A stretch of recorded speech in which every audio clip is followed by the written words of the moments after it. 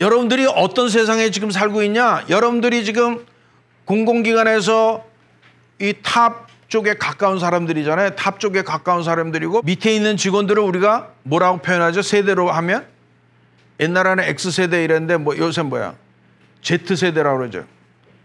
예를 들면 밀레니얼 시대라고 표현하고 제너레이션이라고 그러고 세대라고 그러고 또 Z세대라고 그래요. 여러분들 저 90년대생 이런 친구들이 지금 밑에 들어오잖아요.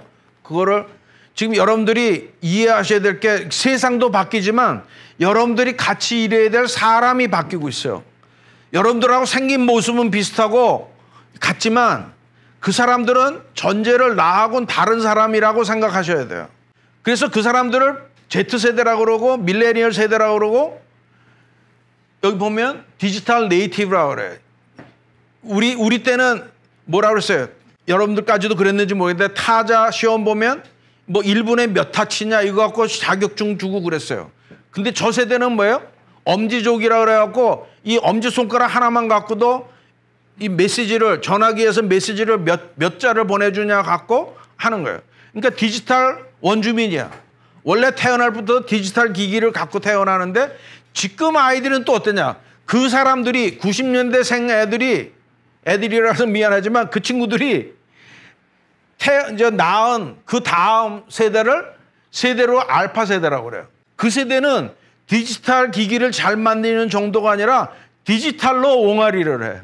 태어날 때부터 이 스마트폰이나 이걸 가지고 거기다 대고 지금 얼마 전에 나왔어요. 동영상 유튜브에서 가장 많이 유통되고 가장 많이 보는 그 제너레이션이 어디냐? 3살짜리 이하 애들이 만드는 지들끼리 엄마 전화기 뺏어갖고 막 만들어갖고 보내버려 그냥. 이 그림은 제 손자가 그린 그림이에요. 40개월 된 놈이 그린 그림이에요. 패드를 가지고 제가 깜짝 놀라서 지가 좋아하는 펭귄을 갖고 패드에서 쭉 담벼락 쌓고 이 안에다 지 동물원을 그린 거예요. 스토리를 만들고 나무에다 부엉이 얹고 새 얹고 풀에다가 이렇게 공놀이 하는 거 그리고 뭐 여기 여러 가지 동물 다 그려야 돼. 이거를 그려서 할아버지하고 엄마한테 카톡으로 보내요. 이거를 그릴 뿐만 아니라. 그 여러분들이 아까 세상은 이런 변화가 오는데 여러분들이 인터랙션 해야 될 세대는 이런 세대들이 다가오고 있다. 여러분들이 자식을 교육할 때도 저는 똑같다는 거예요. 그러니까 우리 직장에서도 옛날식으로 하면은 안 되는 거예요. 기본적으로. 완전히 다른 이 동물원으로 치면 나하고 완전히 다른 동물들하고 이렇게 섞여 있다라고 아예 가정을 둬야지 생긴 모양이 똑같다고 나하고 같은 사람이라고 생각하면 안 된다. 완전히 네이티브가 다른 사람들이다. 이런 거예요. 그래서 미국에서도 이제는 옛날 같으면 순위대로 이렇게 학과나 있으면 무슨 연구를 하면 교수님들이 있고 뭐 조교수는 서브로 붙고 학생들은 이렇게 심부름이나 하고 이랬는데 안 해요. 미국에서 이제 과제로 하나 내면 학생하고 교수하고 동등하게 멤버로 해서 연구를 해요. 왜? 이제는 학생들이 더 잘하는 영역이 있어. 학생이라고 맨날 교수의 심부름만 하는 친구들이 아니고 프로젝트를 할 때 학생들이 뭘 연구를 더 잘하든지 서치를 더 잘하든지 이게 뭔가가 더 직관이 더 있든지 학생들도 동등하게 그 프로젝트의 멤버로 참여하는 그런 일들을 미국은 하고 있어요. 대학이 이렇게 과별로 돈을 논아주고 과별로 뭔가 이렇게 하는 게 아니라 인류의 미래나 우리 국가나 지역사회를 위해서 해결해야 할 문제가 있다 그러면 그거를 과제로 만약에 성립하면 그 과제에다 돈을 태워주면 그 과제에 참여하는 사람은 우리는 가끔가다 대학에서 교수들이 참여하는 조교들이나 학생들 뭐 돈 좀 이렇게 유용했다고 그래갖고 맨날 뭐 언론에 나오고 하는데 그런 체계가 아닌 거야 지금. 이미 대등하게. 왜? 이렇기 때문에 얘네들이 우리보다 훨씬 더 능력이 뛰어난 부분이 있다는 거예요. 그러니까 그걸 이제 우리가 인정해야 되는 시대가 된 거죠. 제가 그래서 그런 얘기 잠깐 하고요. 제가 창의를 얘기했기 때문에 창의적인 사례를 아까 책에다가 제가 창의적인 사례 집을 내기도 했지만 그중에 몇 개만 제가 예를 들게요. 이거 역시 아마존이라는 회사에서 대시라고 해서 만든 거예요. 이 동그란 거, 이거 자체가 이 아마존에서는 40 몇 가지 이 종류 중에서 저 한 200~300개의 저런 대시를 만드는데, 이게 여러분들 여행하고 오면은 이 뭐지? 자석 붙이는 거 있잖아요. 자석 붙이는 거예요. 이게 자석이에요. 근데 요게 단추가 달려서 하얀 게. 자, 아마존이라는 회사 조금 더 얘기하면서 대시가 뭐 하는 거냐? 세탁소에 가서, 세탁기에 가서 이렇게 세제를 불렀는데 세제가 다 떨어졌다. 그러면 어떻게 해야 돼요? 인터넷 가든지 아니면 시장으로 뛰어내려가든지 뭐 해서 주문해야 될 거 아니야? 사오든지. 이거 뭐냐면 그냥 저 단추만 누르면 내일 배달해줘요. 스마트폰으로 주문할 것도 없어. 그냥 저 단추 누르면 갖다 줘. 콘프레이크 먹다 아침에 콘프레이크 떨어졌다 그러면 콘프레이크 있는 거 누르면 그냥 배달해줘. 그런 일이 벌어지고 있어 지금.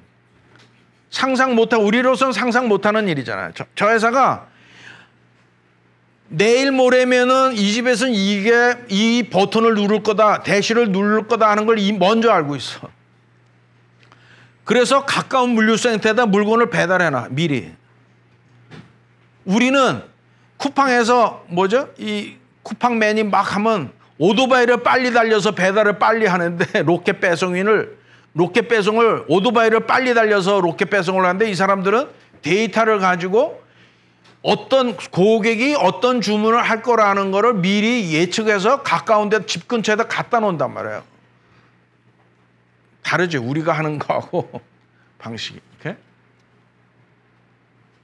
이거는 여러분들이 공공에서 얘기하면 그래도 창이 뭐냐면 기술도 들어가고 뭐 그래야지 이렇게 생각할 것 같아서 제가 이거 일부러 넣었어요. 여러분들 이 공무원의 창의적인 사례예요. 이거 문경에 있는 문경이 우리나라 어쩌면 행정기관의 제일 오지 중에 하나잖아요. 문경에 있는 공무원들이 몇 년 전에 군인 체육대회를 할 때 숙소를 해결한 방법이에요. 보통 숙소를 해결하려고 그러면 어떻게 해요? 아파트를 미리 져서 선수들 쓰게 하고 나중에 분양하는 게 보통 여태까지 했던 프랙티스잖아요. 우리가 수십 년 동안에 여러 가지 국제체육대회를 할 때의 프랙티스예요. 근데 문경의 공무원들은 캠핑카 몇십 대로 운동장에다 쫙 깔아가지고 여기다 재웠어요. 그래서 끝난 다음에 분양해버렸어요. 그래서 30억 정도의 예산으로 숙소 문제를 해결했어요. 그러니까 그 말단 지역에 있는 공무원조차도 이런 것들이 창의적인 아이디어라는 거예요. 거기에 전에 딴 동네 마냥 아파트를 지어서 했으면 그 문경 바닥에 분양도 안 될 거고, 그래서 이런 것들이 창의적인 사례다는 거고요. 이거는 뭘까요? 피자 배달 로봇이에요. 자율 로봇이에요. 이 샌프란시스코에 실제로 하고 있는 거예요. 미국의 여러 도시에서 이거 하고 있어요. 여러 가지 형태의 배달을 이걸로 하고 있어요. 주문 내면. 사람이 하면 5불 정도 들어가는데 이 로봇이 하면 3불 정도면 할 수 있어요. 이 회사들의 목표는 1달러로 하는 게 목표예요. 지금 이런 일들이 벌어지고 있다고요. 이거 뭔지 아세요? 스페인에서 벤처회사가 지금 하고 있는 건데, 우리는 지금 산에다가 이 풍력 발전기 하니까 등산할 때 보면 시끄럽고, 동물한테 교란 준다 그러고 뭐 하다 보면 뭐 날개떡지도 부러져 나가기도 하고 뭐 여러 가지 현상이 생기잖아요. 저걸 또 바다에다 하니까 뭐 어족 자원이 어떻게 된다 그러고. 스페인에 있는 벤처 회사는 이 날개가 없는 풍력 발전기를, 이거 몽댕이만 갖고 풍력 발전이야. 그런 걸 지금 하고 있어요. 큰 거는 큰 거고 조그만 거는 지붕 위에다 얹어가고 달달달달 하면 전기가 생길 수 있도록. 그러니까 진동을, 이 회전을, 운동을 전기로 바꾸는 게 아니라 이거는 진동을 에너지로 바꾸는 그런 작업을 하고 있는, 이제 이런 아주 엉뚱한 발상도 하고 그런 창의적인 생각을 해서 이런 일들을 하고 있어요. 그거는 창의적인 건 꼭 기술일 수도 있고 비즈니스 모델일 수도 있고 행정일 수도 있고 뭐 이런 것들이죠. 즉 이런 것들이 일어나야 된다는 거예요.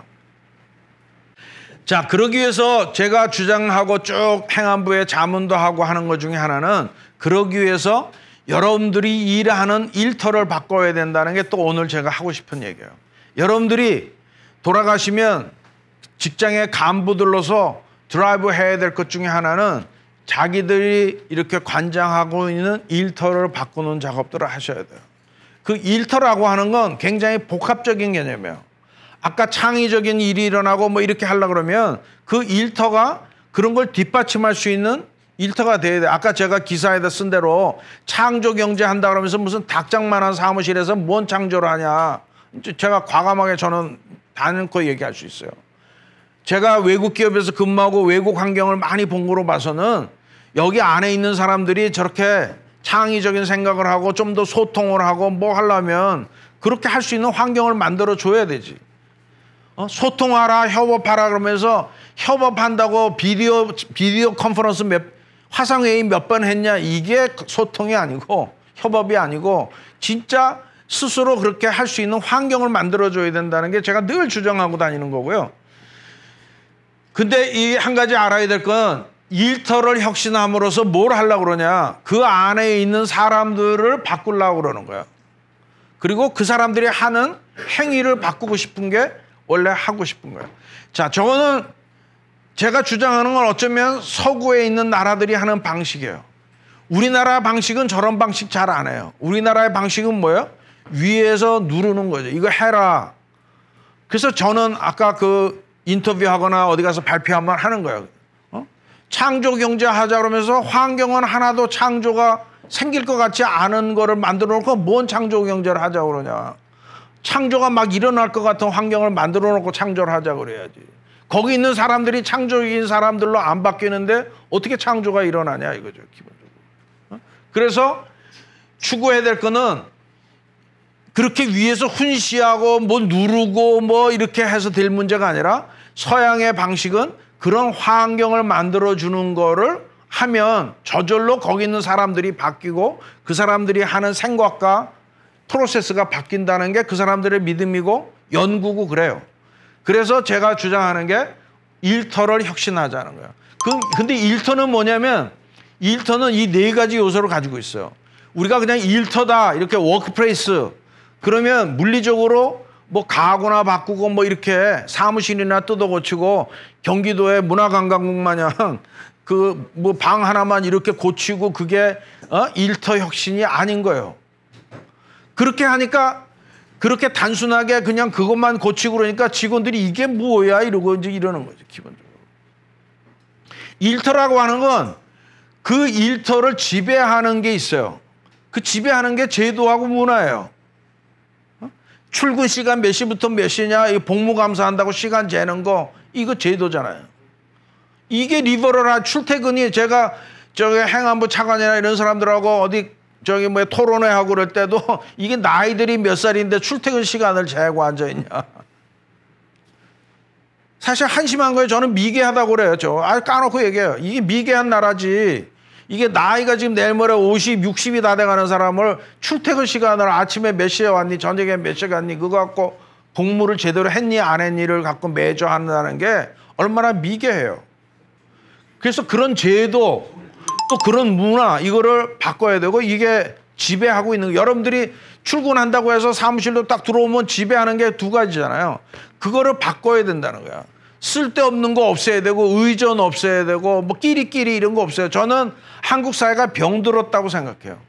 그 병을 고치지 않고는 아까 제가 쭉 얘기하죠. 앞에 얘기한 거 생산성 올리는 거 뭐 이런 거 다 해결할 수 없어요. 이 두 가지는요. 그래서 제도하고 문화를 바꾸자는 거고요. 이 두 가지는 그 일하는 사람들을 지원해 주는 거예요. 공간하고 IT. 자, 지난 정부에서 전 정부에서 뭐라냐면 일하는 방식을 바꾸서 스마트 워크를 해야 된다. 스마트 워크가 뭐냐 그러니까 IT를 활용해서 언제 어디서나 일하는 거를 스마트 워크라고 그런다 그러고 대통령한테 보고를 했어요. 그런데 여러분들이 실제로 가지고 있는 환경은 어때요? 언제 어디서나 하나도 할 수 없게 돼 있어요.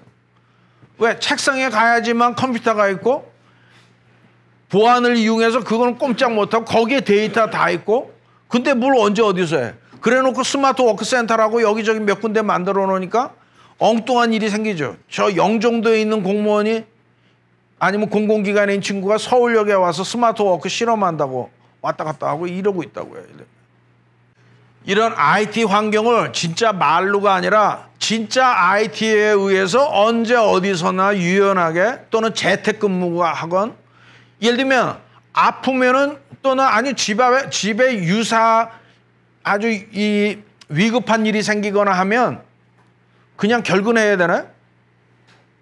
따지고 보면 사실 집에서 일하면 되잖아요. 할 일이 이렇게 미션이 있으면 집에서라도 하면 되잖아요.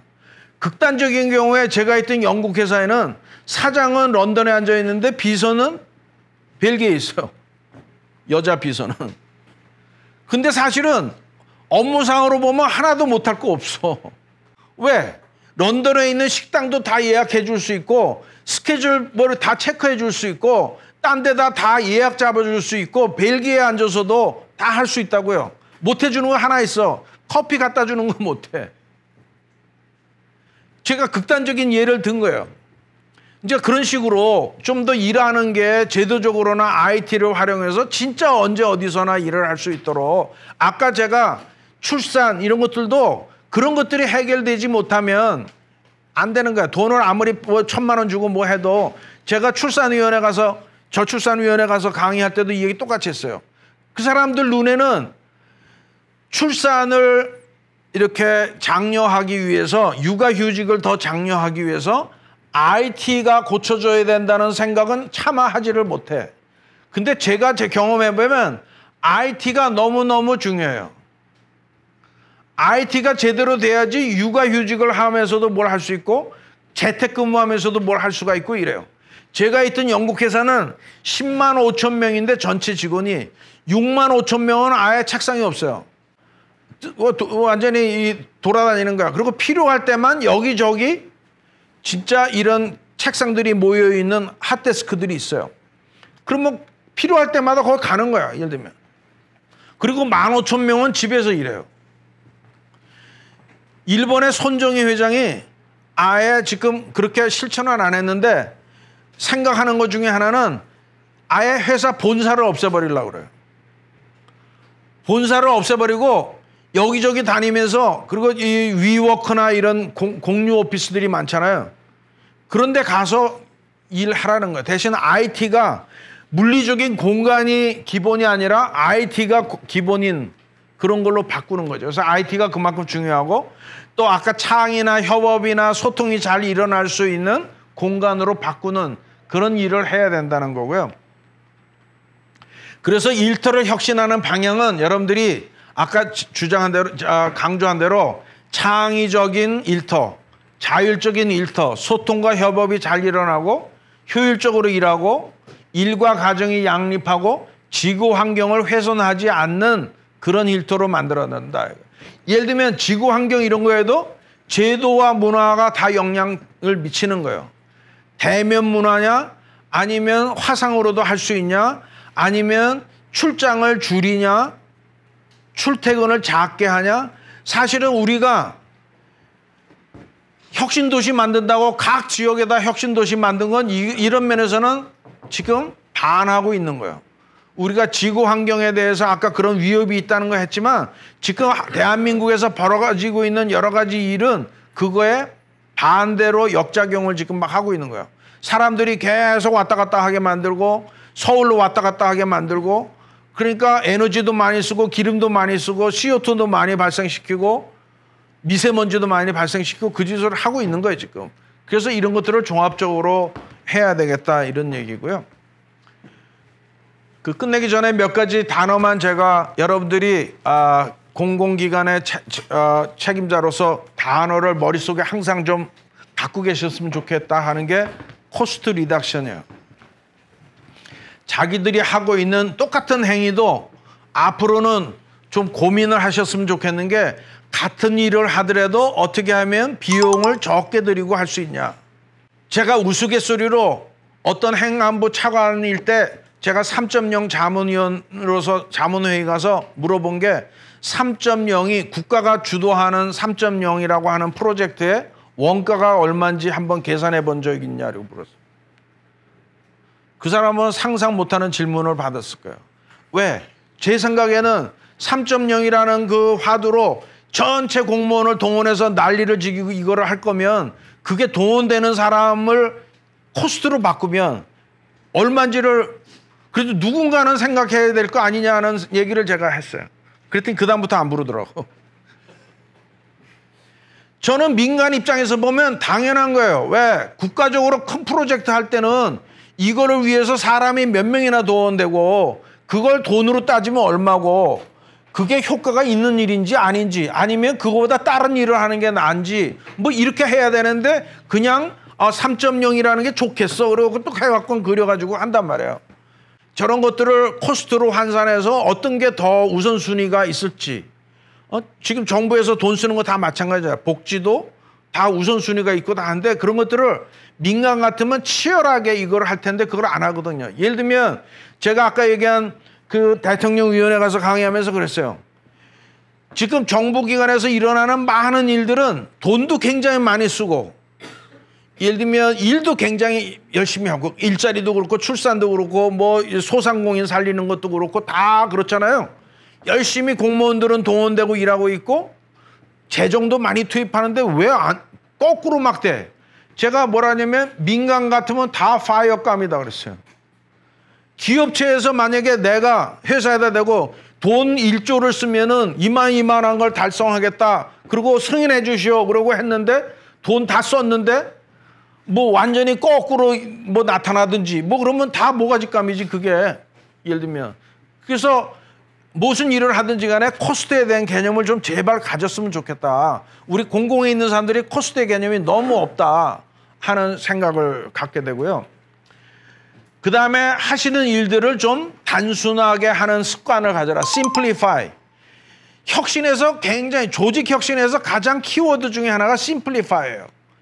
사실은 20년 전, 30년 전에 우리 공장에서 혁신한다 그러면 제일 많이 하던 일 중에 하나가 나사 숫자를 줄이는 거예요. 선풍기를 만든다 그러면 이렇게 나사를 4개 하던 거를 디자인을 바꿔서 나사 3개만 하도록. 요새는 나사도 없지만 이제 그게 뭐냐면 단순화시키는 거야. 그 공수를 줄인다 그러는 거거든요.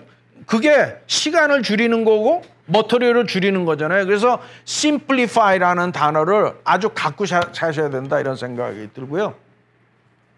그 다음에 reuse, 재활용. 재활용이 쓰레기만 재활용하는 게 아니라 협업하라 그러는 이유가 재활용하기 위해서 그래. 다른 사람의 경험, 정보, 지식을 재활용해야 돼. 그래서 내가 뭐를 많이 능력을 갖고 있기보다는 다른 사람이 마치 가지고 있는 거를 내 걸로 만들 수 있는 사람이 유능한 사람이에요. 머리통 큰 사람이 1400cc의 브레인이. 아무리 1400cc에다 많은 걸 넣어봐야 이제는 아까 그래서 집단지성을 얘기하잖아요. 그러니까 많은 사람을 해야 되고 그러려면 성격도 좋아야 돼. 다른 사람들한테 이렇게 끌어서 이렇게 내 거 같이 하려고 그러면 성격이 좋아야지 성격이 까칠하고 이래가지고는 그걸 할 수 없어요. 그래서 서양 사람들이 아이들 교육할 때 단체 체육을 중요하게 생각하는 거예요. 골프보다 축구 중요하게 생각하는 거예요. 미국에서는 좀 우스갯소리로 얘기하면 이혼한 아버지들도 주말에 자녀를 데리고 축구장 가는 게 미션 중에 하나예요. 약속 중에 하나예요. 양육비도 보내줘야 되지만 꼭 일요일 날 가서 아이를 축구 클럽에 데리고 가는 게 굉장히 큰 미션 중에 하나예요. 그만큼 단체 스포츠를 중요하게 생각하는 거예요. 그래야지 인성이 좋은 아이로 큰단 말이에요. 인성이 미래에 적합한 아이로 큰다 이거예요. 예를 들면 서로 소통 잘하고 커뮤니케이션하고 다른 사람들의 능력을 이렇게 끄집어낼 수 있고 이강인이라는 친구가 이번에 하면서 자기가 뭐 가서 쏘고 이런 거보다는 그 팀을 제일 막내면서도 지가 형같이 해가면서 이렇게 아우르고 지가 거꾸로 선배인 키퍼한테 가서 등을 두들겨주고 또 다른 친구들은 그 친구가 이게 지가 세계적인 스타라고 얄밉게나 하고 그러면 따라 했겠어요? 아이가 워낙 이게 심성이 좋고 이러니까 다 따라 하잖아. 그런 아이로 키워야 되는 거예요. 여러분들이 가정에서 이제는 내 아이도 미래를 대비하는 아이로 교육을 시켜야 된다 그러면 여태까지 내가 잘못하지 않았나 하고 한번 생각해 보셔야 돼요. 결론을 얘기하면 이게 구글이라는 회사가 사실은 젊은 사람들이 제일 가고 싶어하는 회사 중에 하나거든요. 근데 이 회사가 좋은 환경을 만들어줬는데도 불구하고 이 부서별로 퍼포먼스가 다 다르고 어디는 퍼포먼스가 좋고 어디는 퍼포먼스가 나쁘고 덜 좋고 한 거에 대해서 고민을 많이 하는 회사야. 왜 뭐 800개, 1000개의 팀들이 있는데 왜 팀들이 다 퍼포먼스가 다르냐 하는 거를 굉장히 고민을 많이 하는 회사예요. 그래서 2009년도에는 스타디를 해서 뭐를 관심 있게 봤냐면 팀 리더들을 봤어요. 여러분들이 전부 다 돌아가시면 리더들이잖아요. 그러면 여러분들이 퍼포먼스가 좋은 팀을 내가 유지를 하려면 그 회사에 조사한 거로 봐선 리더가 왼쪽에 있는 이런 리더이면 퍼포먼스가 대체 좋다 이런 거예요. 그래서 이게 HR 규정에다 넣었어요. 구글에서 팀 리더가 되려면 이러이러한 속성을 가져야 된다. 왼쪽에 있는 거. 근데도 또 관심을 갖고 2015년도에 한 프로젝트는 뭐냐면 리더 한 사람의 문제가 아니라 그 팀 전체가 어떤 애트리뷰트를 가져야 되냐, 어떤 속성을 가져야 되냐 하고 본 게 오른쪽에 있는 거예요. 첫 번째 꼽은 게 뭐냐면 팀이 진짜 창의적이고 퍼포먼스가 좋으려면 그 팀 멤버들이 심리적인 안정감이 있어야 된다 이거예요. 심리적인 안정감이라는 건 뭐냐면 이 속어로 하면 무슨 짓거리를 해도 괜찮을 것 같다라고 편하게 생각해야 돼. 야, 여기서 말 잘못했다간 선배들한테 뒤통수 맞을 것 같다든지 예를 들면 불이익을 당할 것 같다든지 이렇게 되면 할 얘기도 못하고 이렇게 돼서 그런 조직은 퍼포먼스가 좋을 수가 없다. 이 사이콜로지컬 세이프티가 있어야 된다. 눈치 보지 않고 서로 하고 싶을 얘기하고 이렇게 하는 그런 분위기가 여러분들이 그런 분위기를 만들어야지 여러분들이 같이 일하는 팀들이 퍼포먼스가 높아질 수 있다. 그래서 우리 공공기관의 특징이잖아요. 젊은 신입사원 뽑아갖고 하면은 아주 생동감이 있고 잘 하다가도 한 3년 정도 지나면 다 터득해갖고 슬슬 기기 시작하잖아.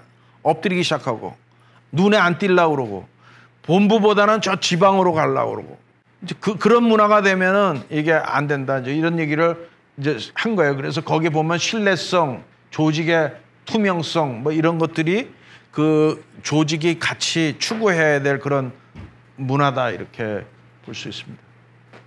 자, 이렇게 하겠습니다. 여기까지 하겠습니다.